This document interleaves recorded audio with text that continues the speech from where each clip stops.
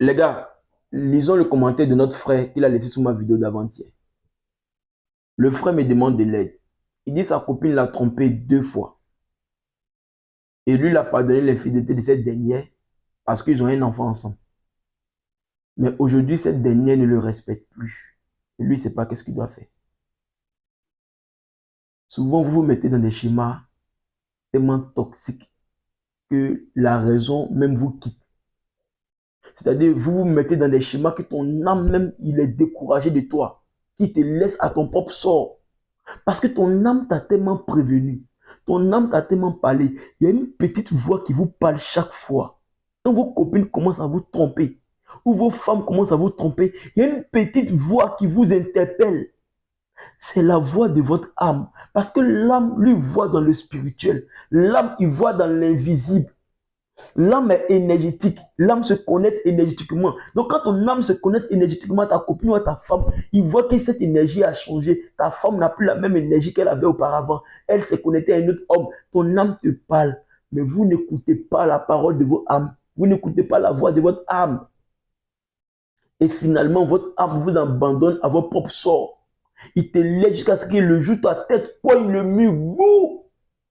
Et toi-même, tu dis, hein, j'avais ce doute-là en moi. Je soupçonnais qu'elle faisait quelque chose. Mais je ne savais pas comment j'allais lui dire ça, puisque je n'avais pas les preuves physiques. Tu es conscient que ta copine t'a trompé 2 fois. Et toi, tu pardonnes l'infidélité de cette dernière 2 fois. Parce que vous avez un enfant ensemble. Et aujourd'hui, cette dernière, elle te manque de respect. Mais tu t'attends en quoi, frère? Selon toi, quand tu allais pardonner ces différentes infidélités-là, qu'est-ce qui allait se passer? Elle allait devenir plus soumise qu'avant, plus respectueuse qu'avant. C'est à ça que tu as pensé. J'ai déjà fait une vidéo sur comment l'infidélité de la femme se passe sur le plan psychologique. Non? Je vous ai déjà expliqué pourquoi une personne qui a trompé une première fois, cette même personne trompe encore une deuxième fois. J'ai déjà fait une vidéo là-dessus. Je vous ai dit, l'infidélité se passe sous un état. La femme tombe sous un état inconscient et vient présenter ses excuses sous un état conscient. Et quand toi, tu te mets à pardonner l'infidélité de ta femme sous son état conscient, sachant que ce n'est pas sous l'état conscient qu'elle t'a trompé, le jour où l'état inconscient prend le dessus sur l'état conscient, la femme finira par te tromper de nouveau. Et toi, tu diras, mais pourquoi tu m'as trompé encore? Tu m'as trompé premièrement, je t'ai pardonné. Tu me trompes pourquoi encore? Parce que ce n'est pas les mêmes états. Elle t'a trompé premièrement sous son état de subconscient. Et après, elle est venue te demander pardon sous son état conscient. Toi, tu as accepté son pardon sous elle, son état conscient. Sachant que l'état conscient n'a rien à voir avec l'acte qui a été produit. L'acte qui a été produit, c'est produit sur son état inconscient. Comprends une chose, frère. À partir du moment où l'inconscient de la femme a dominé une première fois sa conscience, ce même inconscient-là a le pouvoir de dominer encore une deuxième fois sa conscience.